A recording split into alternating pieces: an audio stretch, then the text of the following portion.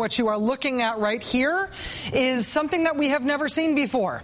This is the camera on the seafloor at the site of the Deepwater Horizon oil disaster showing that blown out well not spewing oil into the Gulf of Mexico for the first time in 87 days. The first time. Now, obviously, this is good and it is long anticipated news, but three things. And for this, I'm going to need the giant numbers that we've had in storage for a while. You ready? Three things. 1, 2, 3. First, giant number. First, no one knows how long this will last. This is the first time that the oil has been stopped from leaking into the ocean.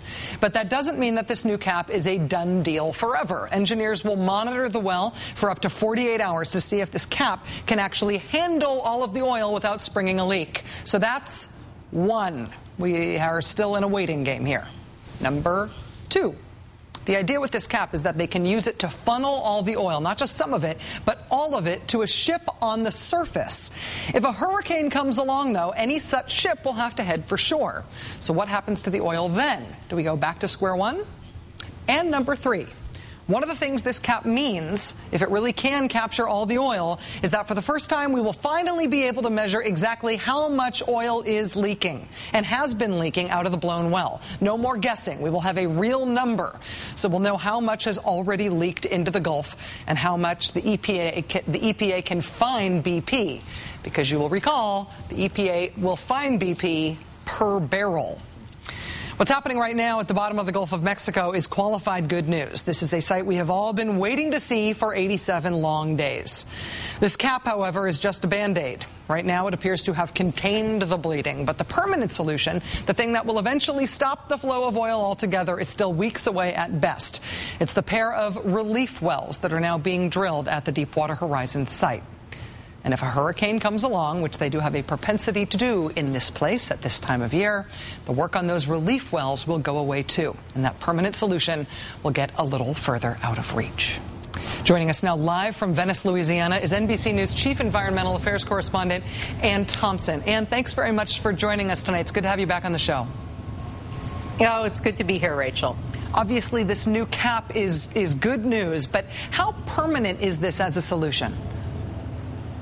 Well, that's a big question that no one knows the answer to tonight. Originally, this cap was designed as a collection system to make it easier for, as you said, when a hurricane comes, for them to be able to disconnect and get those ships that are on the surface out of the way. And this cap was to have pipes that would go to 4 different ships, and it would disconnect quickly. Instead of having 5 days trigger time, which is the time from when the hurricane is forecast, the time they have to move out, they'd only have to have 2 days tea time. And so that was the original intent of this cap. But as they designed it, BP realized that they could possibly use this cap to shut in the well. And so now they're doing that well integrity test. Today, for the first time in 87 days, we saw no oil going into the Gulf of Mexico. But that does not mean this has stopped, because every 6 hours, government scientists and BP engineers are getting together in the Houston Command Center and doing their calculations and deciding whether or not they're going to go forward with this test. If they do go forward and they go for all 48 hours, that would take us to about midday Saturday, and then they're going to decide whether it would be a permanent shut-in opportunity or they would turn it back into a containment cap and send it up to those 4 vessels on the surface of the Gulf of Mexico. Just to be clear, in the event that they decide to do this not as essentially as a plug, but essentially as another means of funneling oil up to the surface, if they are using it as a containment system to funnel the oil to ships on the surface, they still will have to pull those ships inshore and stop the containment effort in the event of a big storm. Absolutely. Actually, the ships don't go inshore. They just go to another place in the Gulf of Mexico where the hurricane is not forecast to hit. But yes, they would still have to have 2 days to get out of the way and then 2 days to come back and then hook up and go again. So you do have that possibility of oil once again spewing freely into the Gulf if a hurricane comes near.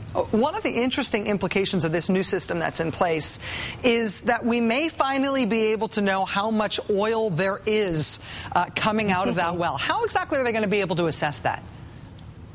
Well, from what I understand, Rachel, they can do that by doing calculations with the pressure, which is one of the things they're measuring as they do this well integrity test.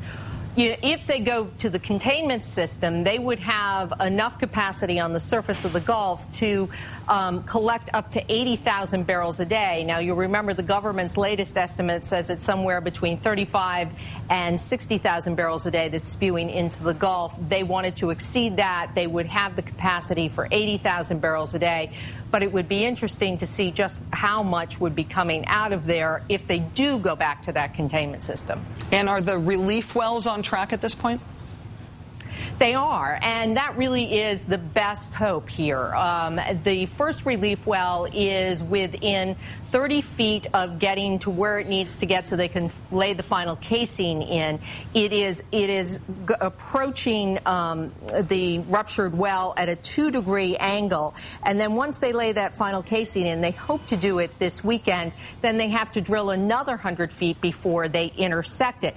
And when they intersect it, they're going to look at two things, Rachel. First of all, they're going to look on the outside. They'll intersect the well and think of it like as tree rings. There's an annulus on the edge, and they want to see if there's any oil coming up through the annulus. If there isn't, that's good news, and then they can go straight into the drill pipe and plug there. If there is oil through that outer ring, then they would plug that and then drill further into the drill pipe and then plug that. So it's a multi-step process. We're all learning so much about the engineering here. It's a weird byproduct.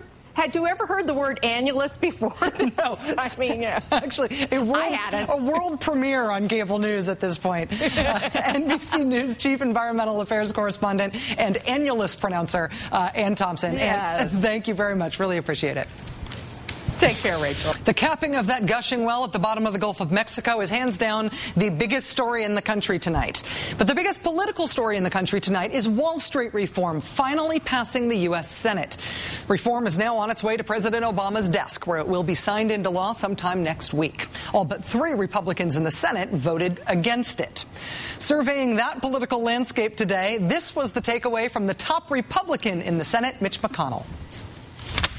We broke out of the Washington echo chamber and fought the government-driven solutions the Democrats were proposing.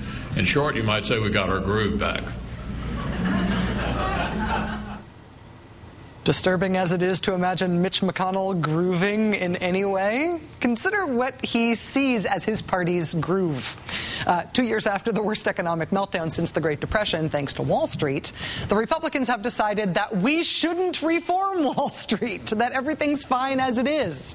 It's in the Senate where Republicans just voted against Wall Street reform, but in the House, incredibly, they have announced that they want to repeal it. I think the financial reform bill is ill-conceived. I think it ought to be repealed. Repeal it, because things were awesome before. The rest of the Republican groove right now is as amazing as their stance on Wall Street.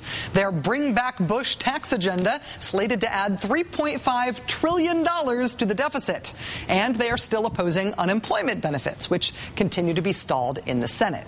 So to be clear, that's the Republican groove that they feel like they've just gotten back. Don't reform Wall Street, add $3.5 trillion to the deficit, and eat the poor. Groovy, man. Can't wait till November. Who's going to run against Barack Obama in 2012? Well, the Republican who has raised the most money to do so far appears to be Mitt Romney. Through his PACs, he has raised $1.8 million as of the second quarter of this year, in the second quarter of this year. In second and third place are Sarah Palin and Minnesota Governor Tim Sorry? Just got sleepy there for a moment. Don't know what happened. Whenever I start to say it's very embarrassing. Anyway, right, Mitt Romney. When Mitt Romney ran for the Republican presidential nomination last time, his electoral strategy was awkward. Remember his leaked campaign playbook with the Romney campaign bumper sticker idea?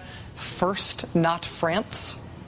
Not only does that not make for a good political campaign slogan, it doesn't even make sense. What is first, and why isn't it France? And is anybody confusing first with France? Is this a problem that only President Mitt Romney can solve? Then Mitt Romney also tried running as the far right-wing conservative candidate right after his last gig as governor of Massachusetts, a state that, while he was in office, legalized gay marriage and instituted universal health care. But now Mitt Romney 2012 is a whole new bag of tricks, and this time he's running as the guy who is against reducing the number of nuclear weapons in the world. Josh Rogan at Foreign Policy's The Cable blog reports this week that Mitt Romney is raising money now off of his "yay, more nuclear weapons" position. Send me money so I can fight the president for more nuclear weapons. Thousands are not enough. There are other worlds we might need to destroy too. The Obama administration, perhaps unafraid of a Mitt Romney challenge, today made public the specifics of its nuclear reduction plan, a 30% reduction in long-range nuclear warheads and more money to maintain the ones we are holding on to. That still leaves us with 3,000 weapons, many on hair-trigger alert.